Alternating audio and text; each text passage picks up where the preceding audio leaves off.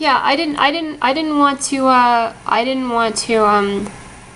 sort of allow the New York, allow the New York Times to, like, harm Paul Ryan, whom I didn't really pay that much attention to, you know, with their, I mean, they have, the New York Times has now changed that search result, so it's not there anymore. They were talking about Paul Ryan, but so I was like, in terms of harm, they were, you know, supporting him.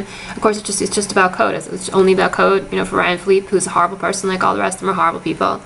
You know, and so, but I also didn't want, like, what I had to say about that to, and the fact that it was being used as code to, like, you know, harm this person's career if he wasn't doing anything wrong. And so I took a look, but this is what he's doing. You know, I mean, he's just, I'm sure, and he's just as, I'm sure he's just as bad as all the rest of them, just as bad as all the rest of them. I mean, he is. You know, it's just how things got to be to this point. You know, it's because they weren't dealt with sooner. You know, ever since the internet was available to people, there were no precautions taken by the legislature to make it a safer place, and so it's all sorts of crime is just exploded.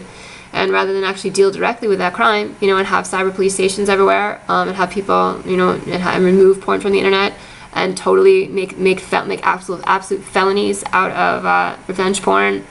And voyeurism, which is what they ought to be, you know, and really doing something about child pornography and child molestation and child sex abuse, and, you know, and human trafficking of all types. They just let it go. They just let it happen. So, you know, in 20 years, public morals have gotten worse because of those things.